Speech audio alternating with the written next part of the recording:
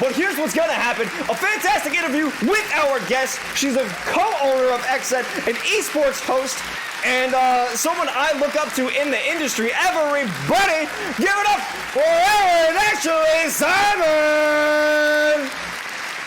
Hey, how's it going? What is up? Oh man, I'm so excited to have you here. Thank you so much for coming to the studio, Erin. How are you doing tonight? I'm good. I have to say, you definitely currently have the record for one of the latest interviews that I've ever done. As you can see, I'm in very comfortable hoodie, trying to be as comfy as possible. But I appreciate being on your show. This is really exciting. I've seen it, but I've never this is another experience of me being on the other side, not me interviewing. I'm always the one that's interviewing. Yeah, it's pretty interesting. I've actually had that same experience talking to other casters, other people who have been, in a hosting position where they'd ask questions, and it's just weird for them to be asked questions too. And now when I do this, I hope someone's got to invite me to come on my own show, and they got to run it so I can be in there too. But yeah, it's definitely a different dynamic. Well, I mean, people seem to like it. Seems that you're potentially enjoying it so far. Thank you for taking the time to stay up late. It's a fire hoodie. The audience agrees. Oh, yeah, it's an XSET hoodie. Ooh, gotta rep the set. Yeah. So you are a woman of many titles, and I don't think I could ever give a good description of all the things that you are involved in, that you have your hands in. Can you just give me a brief overview of what you do? Yeah, so it's interesting. I mean, obviously my main job and responsibility, I'm a broadcaster in esports gaming entertainment. I'm also part of the ownership group for a new esports org called XSET. We've been around for a year, but a lot of our executives have come from whether it was previously from FaZe Clan or other gaming organizations.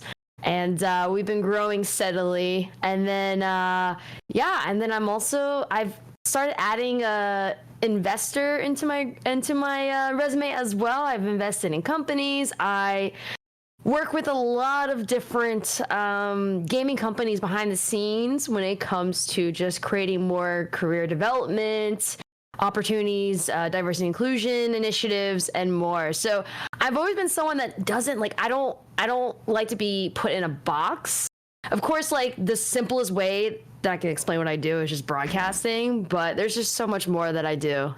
Yeah, that is a whole lot to balance. There's a lot on your plate. I didn't know you were an investor. Can you tell me about that? Yeah, so I myself, as part of XSET, I'm part of the ownership group. So that means that I also have stock and investment in the company itself. I also have been investing in other companies, or even in just research and investment within cryptocurrency. I also, one of the things that's really important to me is equity and ownership. So obviously, it's great to have a nice check when it comes to work, but I always talk about, when you're putting in the work and you're establishing yourself and you have a certain level of credibility and brand, that it's okay to ask for equity, and it's okay to ask for different options, stock options, or anything like that. So I am someone who I do ask for that, especially when it comes to long-term relationships and partnerships and things like that. So I've been doing that a lot more, and that's something that I always advocate and try to put other people on in terms of just understanding just the business side of things. Man, you just have so many different things going on. Can you walk me through a day in the life? Oh, I mean, what kind of day? I honestly, I have so many different days. So I have some days where I mean, there's, granted, I think I tweeted something about this. Some of the work that I do, sometimes it'll be days where 75% of the work is really boring work, in the sense that I'll have to answer emails, I have to do a lot of meetings, have to read contracts, I have to review contracts, I have to talk to my agent and manager about contracts and things like that.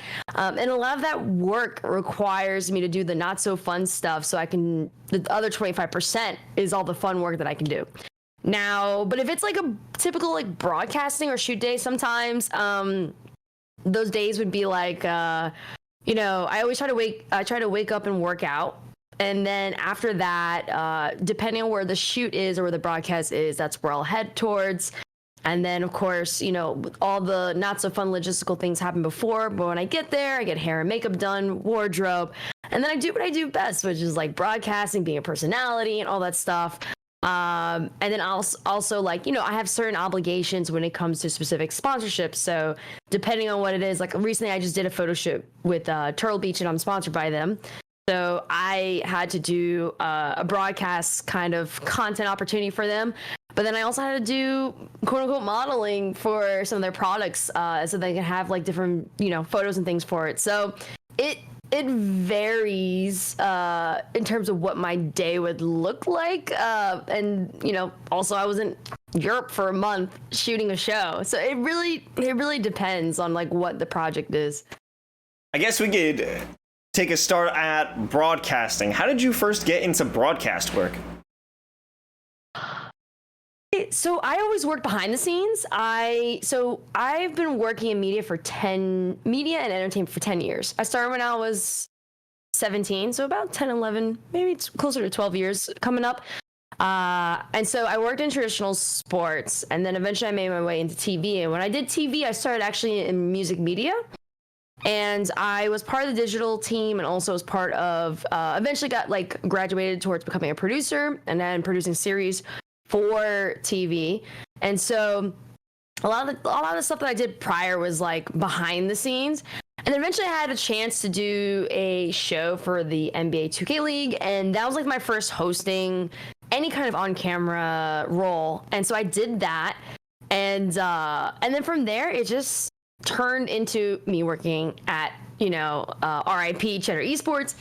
And then also, everything else came from there, getting signed to CAA, and just more and more opportunities fell from that. But it wasn't anything like to be honest, I didn't plan to do on-camera work in terms of broadcasting. It just happened to, occur. But I'm very grateful and very thankful that it all came about in the way that it did. What made you pull the trigger on being in front of the camera rather behind it? I don't know. I've always been like, I wouldn't say always, but I gradually became more comfortable in front of the camera. And so it took some, I don't know, like, I think what made me pull the trigger was like, I just realized like, I really enjoy this. And, I may not be, at the time, I wasn't really good in terms of being in front of the camera. I was a little bit better, but not to the extent of where I am now. Because I did get some training when I was at Cheddar from a 20-year plus casting director vet.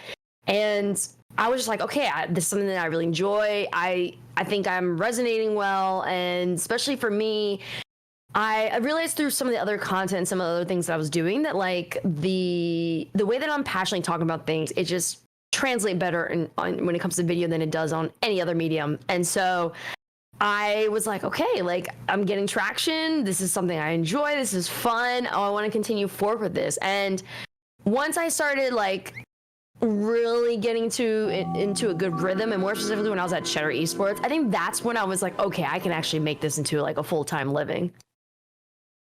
How did you first get involved with Cheddar Esports? So I got involved with Cheddar Esports. It's a funny story. I was covering Red Bull Conquest in DC, and that was my first in-person event that I was covering. And I met my friends now, Amanda Stevens, as well. Well, no, excuse me. Now going as Mandy. Met Mandy as well as Brandon, who used to work at Cheddar Esports. And I took a shot. I was just like, hey, are you looking for any additional hosts? I heard that you guys are developing a program. You guys are looking for a host for Cheddar Esports. I would love to submit my reel and stuff. And so I submitted some information, and I did a chemistry test as well as some how did it go? I think I came in and I did like a on-camera test, and then I did a chemistry test with the host Jimmy Mondal and also Zane Bonzali.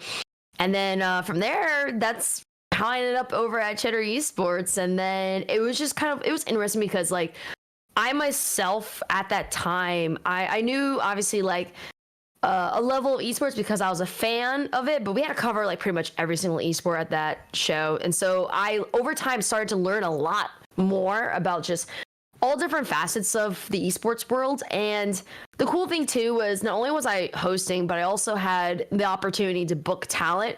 So it was at that job that really set the foundation for like my relationships with people in the industry, building credibility, increasing my knowledge and information on all different fronts. And I really took advantage of a situation that, you know, financially wasn't the greatest, but it really, it set the tone for just everything that I'm doing now in terms of broadcasting, whether it's within esports or gaming. I'm glad that you mentioned booking people, because as a host, you had to get talent and probably deal with other people's agents and work around times with them. What is it like being on the other side of that, where now you have an agent and now people ask to book around your time? I mean, it's nice to have an agent. I think it allows me to really focus on my craft. Also, I see your chat. Yeah, so guys, chemistry test is just you'll be able to see if you have a good connection with the other hosts. You have to that's like one of the most important things for any broadcast is to see that chemistry, aka how they work with each other on camera. So that's what we call it. And I know it's funny because it's like taking a chem test as in school, but it's a little bit different. And so when it comes to like booking, I love it. It's interesting because for me, it allows me to focus on all the things that I need to do well.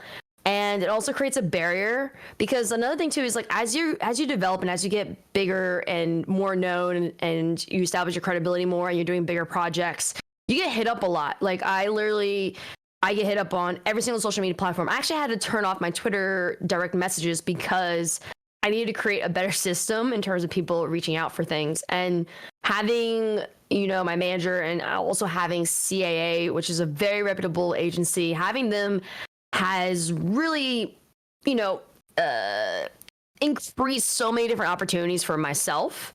And so it really put me in a different bracket. And it like, I don't know, it's just, it really, how people, and more so from the business side, how they view me is so much different. I think it's unfortunate, but a lot of companies and people show a different level of respect when you have representation versus when you don't. And that shouldn't always be the case.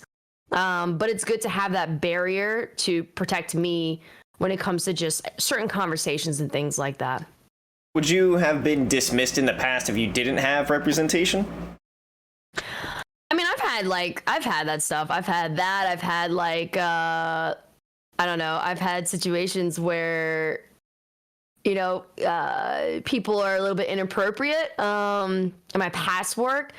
So it definitely creates a level of barrier where it's like I no longer have to have certain conversations. It creates this kind of environment where my agents and my manager will make sure that projects and things that are pitched to me are legit, and I don't have to be in the conversation, and I don't get into the conversation until either one of two things: one, they realize the legitimacy of it, or two, whoever is pitching has given an offer or wants to give an offer, and then that's when I come into the conversation. So it's actually helped to save more time on my front, and then it also has, you know, created that level of protection in the sense of like, you know, there's a lot of people that would want you to do things, but it doesn't mean that every single project that comes your way, that's what you like, that's what's best for you, right? You have to really assess and determine what it is really good for you. And having representation, and really good representation, because there are some bad representation out there. Having good representation helps with that, like tremendously. Is there an example of like a bogus, well, not a bogus opportunity, but an opportunity that you actually, have you ever been offered some bogus opportunities? Yeah, I have. And sadly, I've definitely have been offered like really, really bad opportunities within esports and gaming. I think that like and it's not just there. I think it's just like entertainment in general and just business in general, right? There's a lot of people that want more for less. And so I've been offered situations where like it didn't make sense, or they'll be like, hey, we want to offer you this, and the expectation, like the pay would be like very small, and the expectations of what they want from me would be a lot, and it's just like, no, that's not going to work out. And so yeah, I've definitely had people who pitch things that just did not make sense for me, and a lot of times they'll try to come to me directly, and I always have to redirect them to my like team and say, hey, you need to go talk to them. Like anything dealing with business, you have to first talk to them before you are able to come to me. And a lot of my friends and people who like I have good relationships with in the industry, they understand that. But sometimes people try to bypass that. And that line of defense for myself is like, if you're not willing to talk to my manager and or agent, then that's a red flag for me when it comes to any of the projects. But yeah, I've had some crazy stuff pitched to me, and I'm just like, this does not make sense for me. I'm not going to do this. Can you give any example on that? You know, without catching someone in 4K with a vague explanation, so nobody has their feelings hurt, even though they might need them. I mean, I'll give an example, right? So like I will have a project or something where it's like, hey, we want you to do a panel for an hour, and then we want you to do 3 posts on every single platform, but we're only going to give you $1,500. No, that doesn't, like, the amount that I get per specific projects is just nowhere near that anymore. I mean, when I first start out, yeah. When you first start out, you kind of have to weigh your options to determine, like, okay, 1, does this make sense? 2, am I being taken advantage of? And 3, will I bite the bullet now so that this will help me get bigger and other opportunities later on? But now I've definitely have gotten some offers where, you know, I would look at it and just be like, are they serious? Like, they want me to do all that for that amount? Like, no, that's not how it's going to work out. And it does, I'll be honest, it definitely happens more with esports and gaming initiatives versus some of the other projects that I'm a part of. But I also, you know, want to offset that by saying that there are people in the industry who like respect my time, respect the rates that myself and my team has set, respect my skill sets and things like that. So it there's been some crazy stuff like that where it's just like the expectations of what they want from an influencer, like they unfortunately view sometimes gaming or esports or just any kind of adjacent profession to this as like not taking it seriously. And then, you know, they'll make these offers and it's kind of, sometimes for me, it just makes it seem like it's like, oh, we're doing you a favor, but it's like, no, you're not really at all. So yeah, I've had some crazy like people like contracts and offers that were given to me. Even now, I still do, to be honest. Are people hitting you up trying to pay you an exposure these days? Oh, no. Because the fact that I'm signed to CAA, they know that you can't come with some exposure stuff. Like, unless it's like something where, I mean, there's some projects that I can't be paid for. Like, for example, like certain charitable initiatives, I can't get paid for that. And that's completely fine. So as long as you're transparent and upfront with things, like for me, that's what it's about. It's about being transparent. I think that like the people who adapt and make the best decisions from a business perspective are ones who look at the situation and say, okay, how does this help? If this helps and benefits in some shape or form, or can this turn into a long-term relationship? Because like for me and my team, it's not about money. Like granted, yes, part of it is making sure that like I get paid and this is a living for me, right? This is my full-time job. But for me, it's also about making smart decisions that will help me long-term. There's been times where I've taken lower paying gigs that just made more sense for where I wanted to go than certain gigs that paid more. So I always tell people you have to evaluate every single situation to make sure that it makes sense for you as a whole. So I want to talk about actually getting those invites or those messages.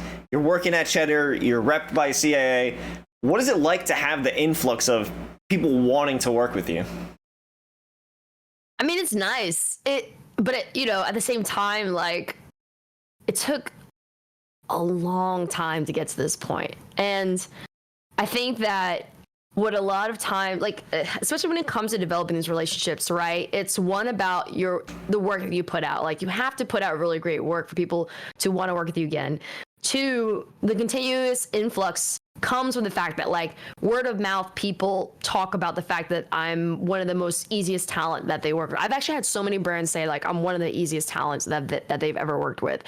And so having that is so important because like brands want to work with talent who aren't quote unquote difficult, right? I mean, of course, there's always going to be difficult moments, but if you're consistently doing what you need to do and on time and things like that, you're more likely to get more work from the company that you're doing work for. So I treat this very seriously. And, for me, I always want to make sure that I'm putting out the best work that I can. And I also want to make sure that I leave a good impression on everyone. And even with and even for me, like a lot of the relationships that I've been building in this industry have been just genuine relationships. I mean, granted, some of them have started with networking or started with me booking them for a show, but every single one is just a very genuine relationship. And so, it's great that like the hard work, the kindness, the compassion, and just being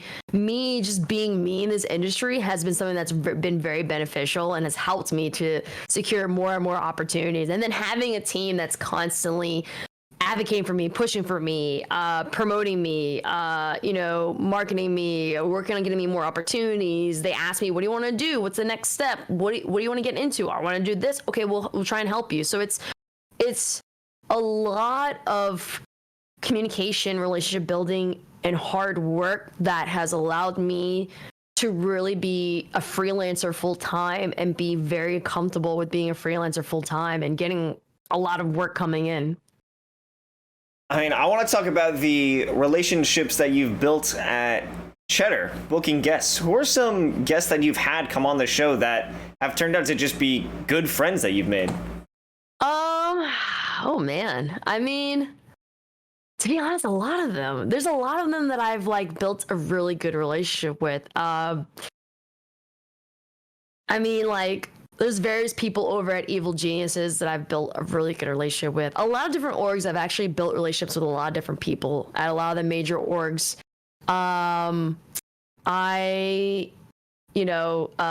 Clinton Sparks, who actually is the one who brought me over to XSET. I met him through just bookings over at Cheddar Esports, and now like him and I like are really good friends. I've gotten to know in some capacity Dr. Lupo. Like he's someone that like sometimes I talk to here and there. There's just there's various different people, and I think and in terms of my communication with them, it varies, right? There's some people who, like, if I see them at events or they may interact with my content, and that's it. And then there's just some people too who like I'm actually friends with, and the friendship that I have with them is off social media.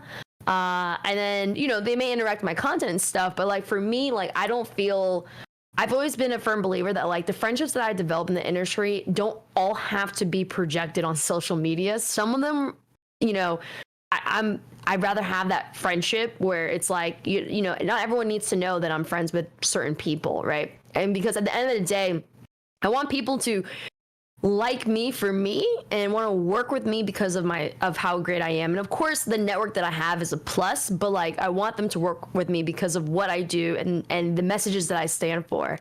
But yeah, I've built a lot of relationships with so many different people because of Cheddar Esports, and especially because of the people that I've worked with at Cheddar Esports. I see Brandon was in the chat, right? Well, I see you, Brandon. Yeah, friend of the show, right? Well, came on.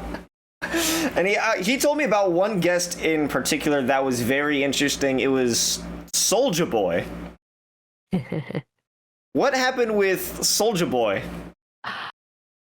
So I wasn't at Cheddar when that happened. What? No. Yeah, I wasn't there yet, but I did see the interview, and I saw that it was a very interesting interview. So when I was at Cheddar, I didn't interview Soulja Boy, but I did interview Snoop Dogg, Offset, and Chief Keef as some hip hop acts and artists who are very much involved in gaming. So I have different stories for that front, especially the Snoop Dogg one. But I'm glad you brought that up because I was interested in the Snoop Dogg story. And tell me about that interview. Tell me about that because I already know a bit of the story, but I want the people at home to know the story. Yeah. Oh yeah. Brandon, yes. Ray J as well. Did interview him as well. So what happened was when it came to Snoop Dogg, there is this cannabis media platform. I think it's called Mary Jane. And so I reached out to them because they were part of his tournament, his gaming tournament that he puts together for his friends. And I was like, hey, we're going to be out there for E3. We would love to cover his tournament and stuff like that. And they agreed. And, of course, I said that we'll make sure to like cover the fact that they are part of it and some other things. And so we were able to get full access, which was really cool. So we went to Snoop Dogg's compound, and the compound is so awesome. He even has his own gaming room. Like, he has a room that has like arcade video games, the basketball shooting one, and then TV plus several consoles. So it was like a really cool space you go to. And then he has another room where the actual tournament was happening. And I think it was like something along the lines of like 7 TVs, and then he has like a broadcasting space. And then also as you're walking through, he has like a mural for like, I think he had a mural for like the Lakers. Obviously Kobe's on it. And then he has some of the plaques from like his music days. It was really, really cool. And then, so we were there. Obviously Snoop Dogg is a, how do you say, a big advocate of marijuana, right? I've heard it. Rumors. So he and his friends, so he and his friends were smoking. And I didn't smoke. I was just in the room. But if you guys know, obviously Snoop Dogg smokes a lot, and him and his friends smoke a lot. So they literally hotbox like a 2-story room that we're in. And, as we're going, like, I was able to do an interview with a few other talent that were there, including his friends, and had some additional content. And then the first interview that I did, I was able to ask him about the video game that he was working with John Singleton, who obviously, R.I.P. to him, a renowned director. And he, we talked about how like his involvement, what happened with it, why it went wrong. It was supposed to be the video game that competed against Grand Theft Auto. And so, Grand Theft Auto, Saints Row, and so forth. And so I had that interview. Then after, he was just like, okay, well, let's I thought that was it. Like, because, for me, I try to get just a short amount of time with certain celebs like that, because I know people always ask for their time. So I was like, all right, well, that's it. But he was like, oh, no, let's talk more. Let's do another interview. So I had a part 2 to it. And that was after the tournament. Now, the problem was the entire room got hotboxed. And so I'm in a room sitting there doing video pieces, doing what I'm doing for work, and myself, the producer, and the cameraman, we both had secondhand smoke, and we got really high. It was wild. It was so bad too, because I was just like, I told the producer, I was like, I don't know if I can do this interview looking at the camera. Like, I look crazy right now. Like, my eyes are just like low. I'm like, I don't know if I can do this. He's like, no, it's okay. We'll edit it. He's like, I'll make sure to let them know that, like, you got secondhand smoke, and you in a room that was hotbox. And I was like, okay, just let them know, right? And it's funny because a few of the editors, they literally, when they got it, they were like, oh my God, Ari, we could tell you were so high. I was like, I couldn't do anything about it. But it was a really good interview. And even he had like a funny moment. I asked him, like, if there's a new Def Jam game or a new fighting game, what would his like ultimate ability be? And he was just like, a ring of smoke to blow your ass away. And I was just like, I thought that was so funny at the time. But you could tell it was just one of the hardest but funniest interviews, because like, I'm high from secondhand smoke, he clearly is high, and we're both like trying not to laugh, and we're trying to have a serious conversation or some kind of conversation about gaming. But at the same time, you could look at both of us and be like, these two are dumb high right now. Obviously from him smoking and her being in the room. And it was just such a honestly, it was probably one of my favorite interviews ever. Like to even if it was secondhand smoke, to be high with Snoop Dogg and talk video games and talk about life stuff, it was such an amazing experience. Like, I wouldn't change it for anything. And the company wasn't upset. And like even now, no one even cares about the fact that like I got high secondhand smoke interviewing Snoop Dogg. I mean, it was a really good interview, even regardless of like the fact of that. But I've never thought so hard about individual words and even letters with what I'm saying. Like, I don't know anyone here who's ever gotten high, but like when you are dumb high, sometimes you're concentrating so hard that you're focusing on individual words. That was me. It wasn't even sentences. I was literally focusing on individual words and letters for when I was interviewing him.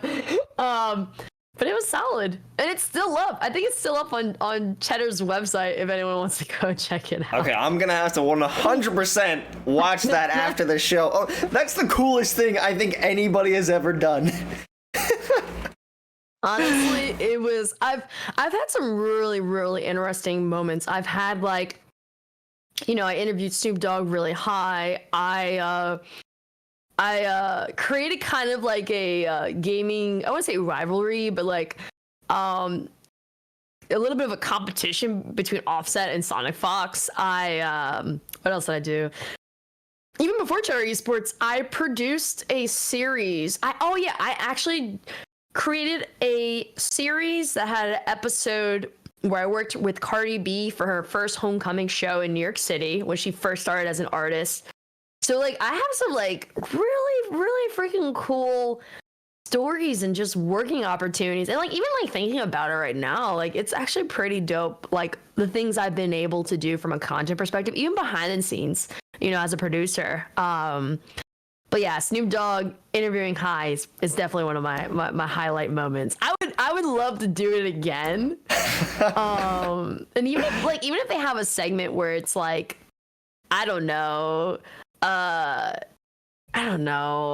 if there's like a show about like just marijuana and gaming, which I feel like I don't know why no one's doing that. Like I would definitely high tier gaming. I would hands down host that.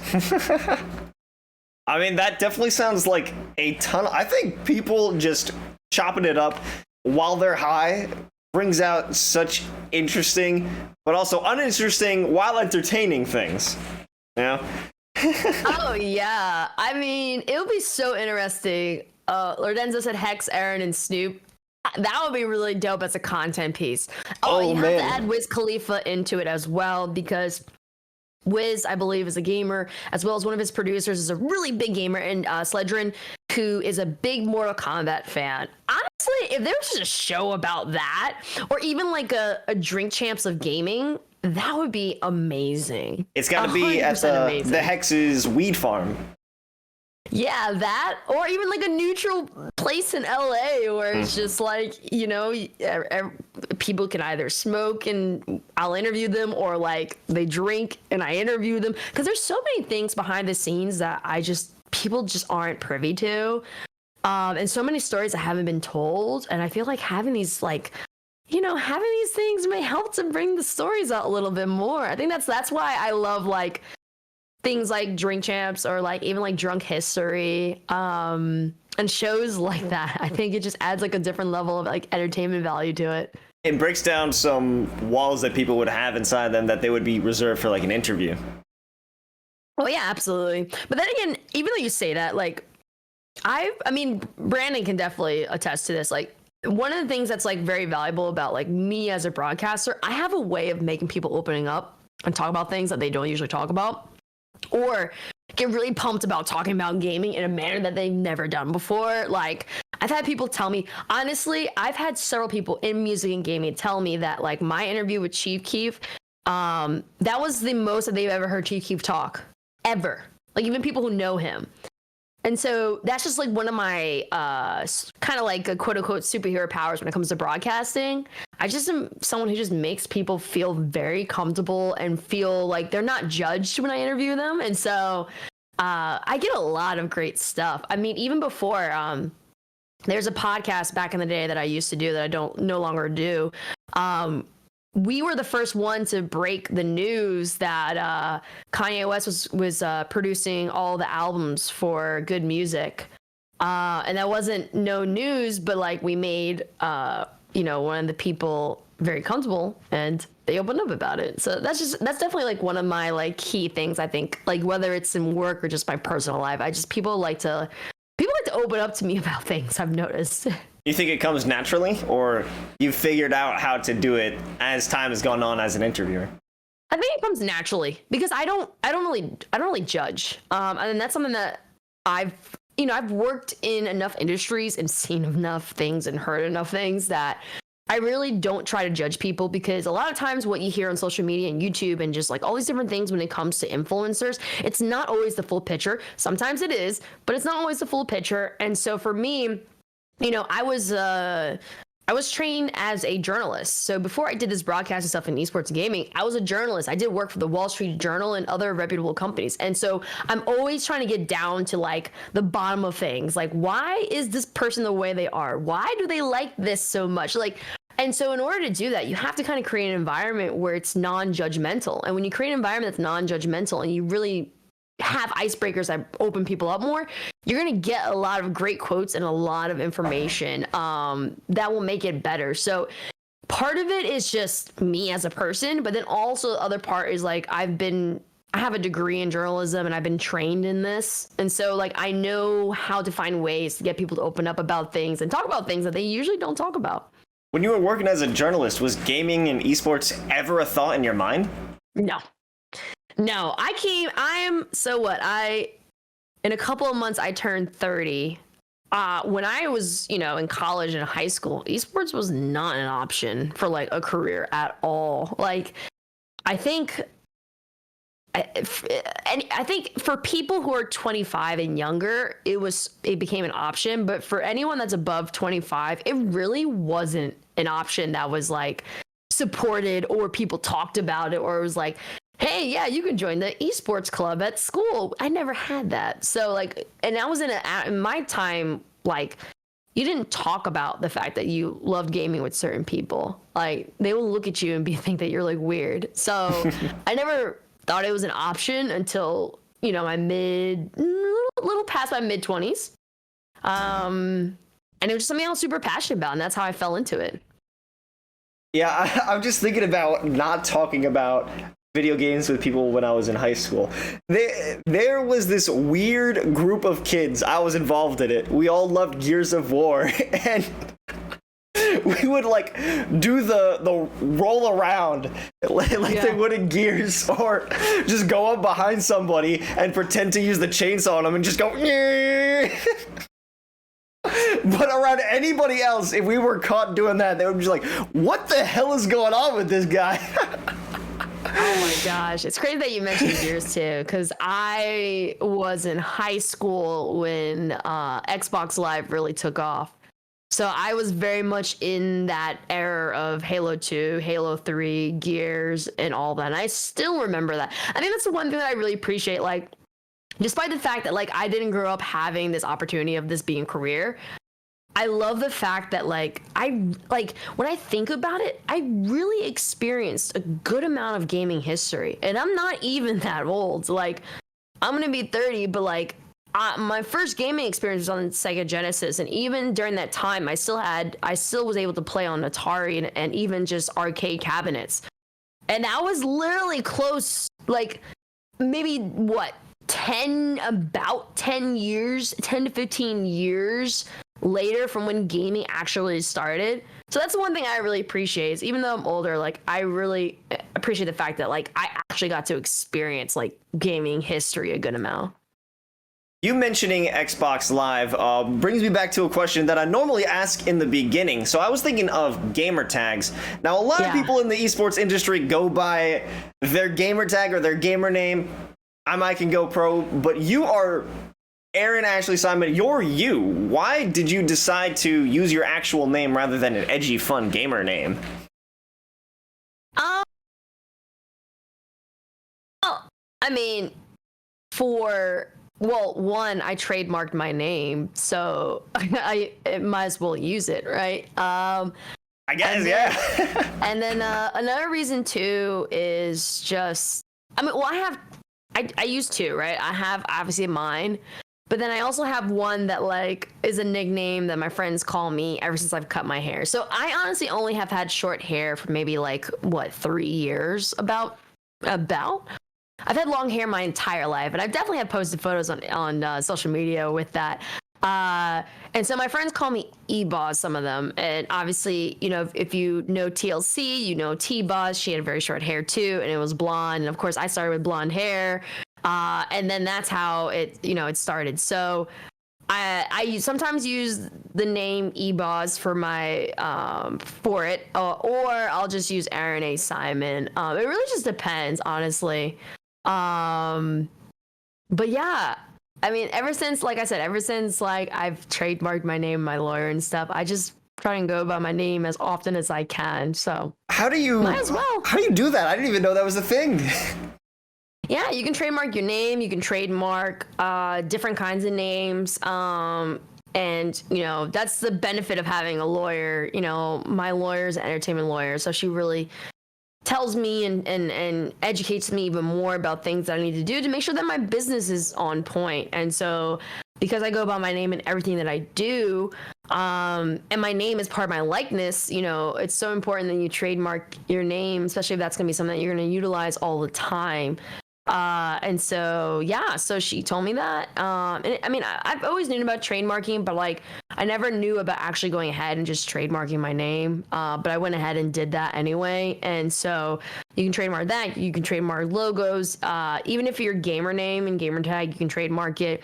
So then when you trademark it, basically you have one ownership to use of it. And then if anyone uses that name or uses you, you're able to put a little extra charge on it because you got it trademarked. So it's a lot of good business decisions, but all that comes from the fact that like I made sure that my team, that's another thing too. You never want to be the smartest person in the room. You want to have good people on your team who are really good at what they do and smart about what they do. And so I have a lawyer who's like that. I have an accountant who's like that. I have a manager. I have an agent.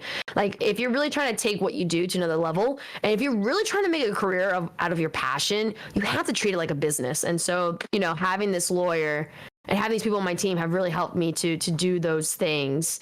And then I see someone says, if you trademark your name, do you get the username?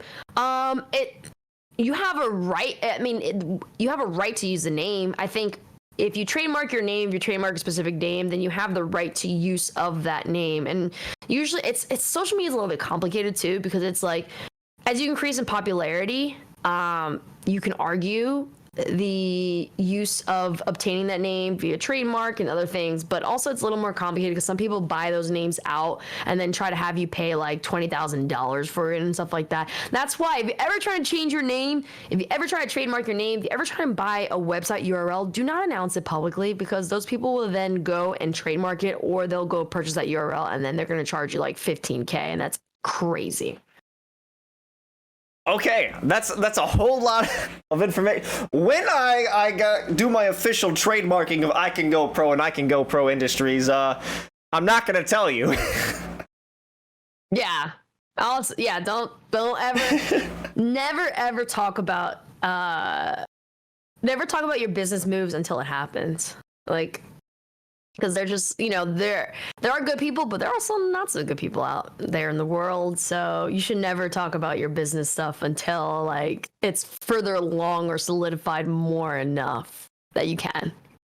Has someone ever tried to snipe you out of like a title or a trademark or something similar to that?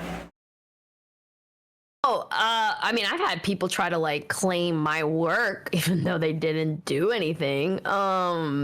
Or I did like 95% of the work and then they expected, you know, to claim most of it when they shouldn't have. I mean, I've had all that. I've also had people who, I've been in enough situations like that. And I think that that's something that I've learned so much when it came to like, even working with people, right? Like, even if you work with your friends, it's okay to work with your friends, but like make sure that like you have contracts and like things that are agreed upon. You always want to protect yourself. And it's not that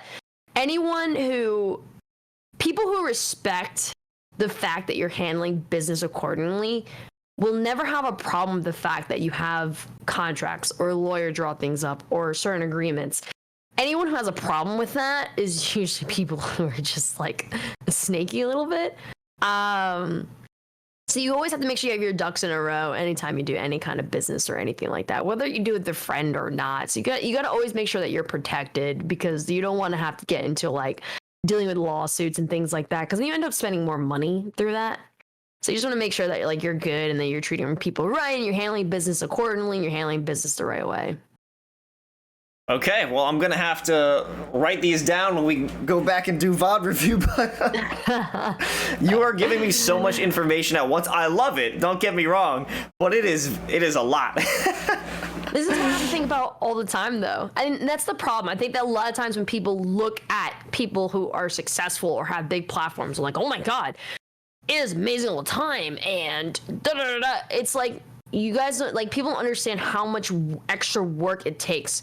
When you get to a bigger platform or you get to a bigger organization or get bigger opportunities, that's not when it ends. That's actually when the hard work really, really starts. Like, not to say that you don't work hard before, but that's when extra hard work starts. So, like, these are things you have to constantly think about. And that's the boring part of a career in this space, to be honest. Well, I want to look at more of the business side of things that you do. You're a co-owner of XSET and an executive, right? Yes. What are the responsibilities involved with that? I mean, it's a lot of different responsibilities. I mean, I think that, you know, despite the fact that we've been excelling and doing things really well within just a 1-year span, it's still a startup company. So there's a lot of things and a lot of hats that I have to wear until, you know, there is the fundraising process. And then eventually there's things called Series A, which is additional fundraising. And, you know, until then, like, you know, we have a very small team. So responsibilities could be me being part of overall, you know, executive meetings. It could be negotiating, you know, working with our lawyer and executive team negotiating certain deals, or it could be developing specific projects and activations, signing talent, all these different things. I had my first talent signing with a content creator called the Black Hokage. I brought him in and helped to sign him. And for me, that was really, really cool because I've always wanted to work with him. I think he's so great at what he does, and he has so much potential. And he's like exactly the kind of person we're looking for, where it's just like, he's very much about like just diversity and being yourself and being unfiltered, and developing such an avid and amazing community. And also just like, not just being a streamer, but he hosts, he does other things. And so for me, that was amazing to like sign my first talent, because I'm usually the person that everyone wants to sign. But, you know, I think that for me, that was like that was like kind of like a really big moment for me. So I have all different kinds of different responsibilities. You've had a stream where you talked about what you're looking for when scouting someone. When you found someone, what's the process of bringing them on? Do you interview them? Do you grill them? What do you do? It's just conversations. You have to have conversations. Obviously, some of them have representation. Some of them may have lawyers. So you really have conversations about, like, you know, we think, you know, after our assessment and what we see, you know, we want to know, like, what are your goals? Like, what do you want to do and how can we help? Right. Having a better understanding of like their business and what they want to do, we can better assess like, hey, we can do this. Or we're very transparent. Like, the one thing that I appreciate with XSET is like, we're very upfront with what we can and cannot do, because we make it very clear we are technically still a startup company. Like, we've only been around for a year. So there are certain things that we can do right now, and then there's certain things that we may have to do in, you know, Q1, which is like the first few months of the year, depending on how you assess your, you know, business years, right? So we're very transparent, and I'm very transparent, right? And then we kind of see, like, you know, we say what we can provide and what we can do, how we can do it, and then it's just from there, it's like, you know, we also kind of talk to them a little bit about like what we have coming up a little bit. And then, you know, we continue the conversations, and sometimes like signings don't really happen overnight. Like, it can take months until like the person agrees to sign with us. I think the Black Hokage, it took maybe like 5-6 months of conversations. So it's not something that just happens overnight. It's like you building a trust. You're really getting to know the talent in their team. You're really determining what works best. Of course, there's a negotiating period, right? So all these different things kind of are a process when it comes to signing talent. I mean, so it's like you may have like 5 to 6 months of talking, right? But then also there's the couple of months beforehand where you're assessing. Like I assess a lot of talent, but I'll quietly watch them to determine if they're best for our org or not. And then whether they sign on or not is kind of on them, and I respect their decisions. But for me, like, my responsibility is to make sure that whatever talent that we get are talent that help to amplify what we're trying to do, but then also talent that I feel like we could best support in so many different ways. Have you ever scouted talent that got into the conversational process, but it just didn't work out? Yeah, of course. There's been times where I've like said, hey, we'd love to talk to you about this. And they're like, no, thank you. I don't take it personally. Business is business at the end of the day, right? I just, as me being talent, I understand it. And I understand that sometimes you have to like do what's best for you. And if you don't think it's best, then that's cool. And also I'm very competitive because I'm always just like, oh, you have no idea what we're working on, but that's okay. Like I'm that kind of person where like, if you say no, I'm just like, all right, we'll see you in a couple of months. Like that's just how I am as a person. I've always been competitive in that sense. Like that's even with me, like, I've had people doubt me or like, people who don't know me because I'm not on a massive platform, right? And they're just like, they may say like, oh, she's small. Who is she? She's not that big. And I'm just like, oh, you have no idea. Like you have no idea the kind of conversations and the people that I know and the projects I'm working on. You're going to find out soon enough. So I never take it personally. I'm, because I'm a very business savvy woman. And so, I think that a lot of times people have to understand that it's never a personal thing when it comes to business, and it can always change. Just because someone says no now does not mean that it's never. It just means that it just does not make sense for them or their company right now. So I never, honestly, I never had a problem with that, to be honest. In the beginning, when you were still a young budding talent and you were trying to get offers from different companies, work for different companies, but they just didn't want to work with you yet. And now you're saying that you're getting offers from companies who have previously rejected you. Do you ever harbor resentment for companies that didn't see the talent in you before? No, I don't. I just add tax on it.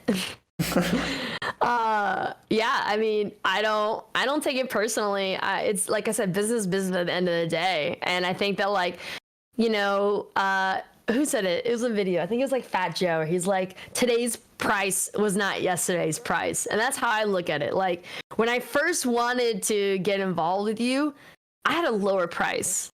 But now that you want to work with me and stuff, you have to understand that like I respect the fact that you didn't think I was best at the time. That's 100% okay. But now that you think that it's okay, and then I fit you, just know that my price is not the same that it was before. It's much higher. And that's why I say add tax on it. So I don't take it personally, but the more that people, as I grow, and I've been growing and steadily growing, my rate's going to go up and it's not going to change. So, the sooner you get on board, great. You get on board later, cool. Just know that someone may have a different rate, than someone else because they signed on with me earlier than others. So I don't take it personally. It's just business is business at the end of the day. Well, that's good to hear. Sometimes when I get rejection emails, I'm like, oh, you're not going to be happy about that. Oh, no, you gotta let it fuel you. You gotta let it like drive you. I don't know. I've been a competitor all my life. I played competitive soccer for a very long time in a very high level. And I love it.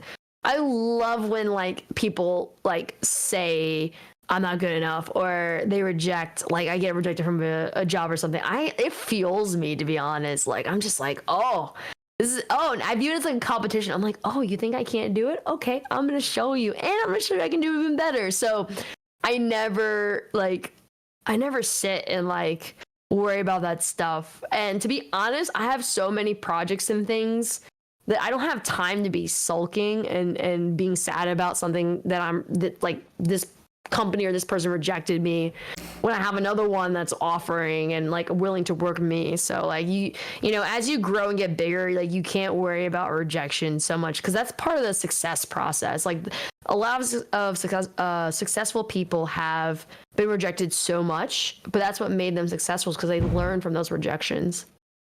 No, I'm totally right there with you because I've had a few DMs that have just left ghosted after a little bit, and I just think, all right, okay, all right, we'll see. We'll see what happens. Like, absolutely. And I mean, that's part of the industry, especially like in the broadcast profession. Like, there's so many auditions. You're going to get rejected by something. Like, no one ever makes every single audition opportunity or gets every opportunity. Like that's just not how life works. So you are going to get rejected at some point. You have to understand that's part of the process. It's just a matter of like, the more you create your own lane, and that's the one thing I've learned. When you create your own lane and you create something that you do really, really well, the others don't, you will always find opportunities. It's a lot of times when people are doing the same thing, and there's nothing wrong with doing like what everyone else is doing, right? But it's like, you have to always figure out a way to make yourself stand out more. And when you figure that out, it makes the journey a little bit different. It makes it difficult, but when you really excel at it, that's where a lot of the opportunities come from. And that's something that I realized when I had to pivot away from, when I became an owner for XSET, I had to pivot away from esports broadcast. So I don't do esports broadcast anymore. But the lane that I built for myself, it is something that honestly has brought way more opportunities for me versus when I was just doing esports broadcasts or like esports-esque broadcasts. So sometimes you have to adjust and adapt. What was the pivot? Like, how would you describe what you did after becoming a co-owner? Well, I stopped doing esports broadcasts because that's a conflict of interest. But I found something that I'm very passionate about. I'm very passionate about like just discussing esports and gaming at the intersectional culture. You know, I'm someone who had I had a career outside of esports before I came in, and even before coming into gaming. I've worked in the music industry. I've worked in traditional sports. The viewpoints and things and the knowledge that I have in that space, not everyone can translate that over into gaming or even esports. And so that's a lane that I found that I excelled in.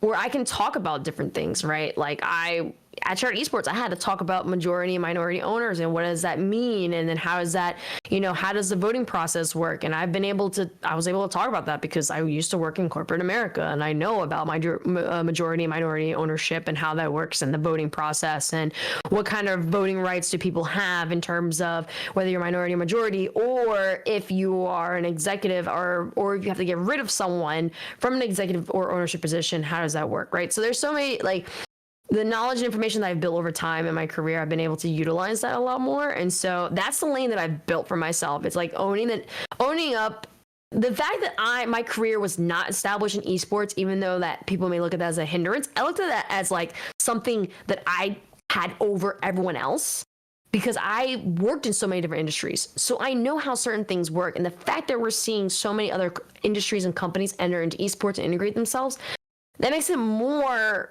of an opportunity for me to talk about these things or to show my knowledge and information when it comes to it, because like we're seeing a lot of these intersections happening. So I saw that early on and I just took hold of it. And, it may not bring a lot of followers compared to like me doing work for like a league or something, but for me, it's just more fruitful. And it's something I actually really enjoy talking about.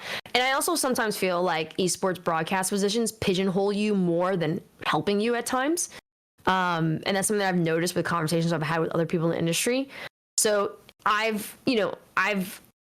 kind of have more of an opportunity to do way more diverse work than per se, working for an org or just something like that. Well, I want to hear about some diverse work you did recently, but I don't know if I can hear too much about it. You were in Italy. Can you give us like a tiny hint of what you were doing there? What were you doing there? I was hosting a show. That's like all I can say. It comes out later this year, though. It does. It later comes this out year. This year. Okay. Yeah. So so everyone will be able to watch the show. and it's for TV. I think that's the only thing I can say. It's a TV show that I hosted. So it's a really big career moment for me, to be honest. It's very much different from what I usually do. So I'm really excited to show everyone the final product when it comes out. So I'm looking forward to. I'm honestly looking forward to seeing the final product, because I only know what we shot, but like how it's gonna be put together, everything's gonna be. I'm really excited for that. I mean, I am too. I've seen just pictures of you there. I don't know what's going on. I want to know what's going on, but I guess I gotta be patient. That's fine. I can do it. And I got one more question for you, and I think I already know what the answer is, because when I first met you in person, it was back when you were working with Cheddar Esports. You were at the NYXL homestand, and I asked you, did you ever believe you would get this far in an esports career? And you told me yes. Now we're roughly a year and a half later from that moment, and I ask you the same question. Did you ever believe you would get to this point in your career? Oh yeah, absolutely. Yeah. No, absolutely. I honestly, like, I know what I'm great at, and I know that I'm really good at what I do specifically, and I know that what I do well, others don't do to the level that I do. And so I'm very comfortable with saying that. It's not like, I think when you have confidence and you understand what your business is and you understand what your strengths are and then what you need to work on in terms of your weakness, it's so much easier to navigate. I think a lot of times people evaluate their growth based off of social media numbers or viewership numbers, when they need to focus on progressive growth of themselves as well as their business. And I know this, and to be honest, the second that I got signed to CAA, personally for me, that was like, oh, I'm good. Like, because for me, that was a sign that, like, you know, I have one of the biggest agencies in the world who represent some of the biggest celebrities wholeheartedly believe in me, even though I'm not the biggest person in esports and gaming. And so I'm like, okay, well, I'm going to continue giving them a reason to believe in me and continue to work for me. So when I had, it was kind of like a trickling effect, to be honest. Like, when it was just like one thing after another. Like, I was at Cheddar Esports, and before I even signed to CAA, I had like a contract deal with AT&T. And then from there, I started getting more opportunities, and then I signed with CAA. And then for me, it's so funny. I always say, so I'm an Aries. We very much are go-getters, sometimes stubborn, but I think my stubbornness is also what made me very successful, because I never listen to anyone telling me what I can and cannot do. Like, I'm the kind of person where it's like, you're not going to tell me what I can and can't do. You know, I know what I can and can't do. And even if I can't do it, I will find a way to do it later on. So that's always been very, very, crucial for me. Like, the fact that, like, to be honest, I'll tell you something that I've never told anyone before. So obviously, like, you know, I signed with Puma, so I am a Puma ambassador. At the top of 2020, I told my agents, get me a sports apparel brand sponsorship, because I know I'm good enough for it. So, and I don't want to hear you say that I can or cannot. Like, I want that done. And they got it done. But it wasn't just like the fact that they did the work. I put in the work to make it so that I was exactly what Puma wanted. And I mean, in terms of what they want, it's who I am as a person. And so I really just excelled on myself and who I am, and they embraced that. And then that's how, like, despite the fact that I have a small social media following, like, I have a sponsorship, ambassadorship, and partnership with Puma. So it's like, I never allowed anyone to tell me what I can and cannot do. And I've constantly have been showing, like, you can't tell me what I can and cannot do. So, and I'm continuing to do that. Whether it's my stubbornness or my drive or just who I am, you know, I'm gonna keep doing it, because I just wanna, it's so important for me to show the possibilities, and also to be the role model and to be the role model and be the representation that I wish that I had in gaming. There's no one that really looked like me in gaming. It did not have diverse faces whatsoever. And so I try to push and show the possibilities, because you never know who you may inspire. And success comes from when you're able to inspire and create opportunities for other people. And that's what I constantly try to do in my line of work.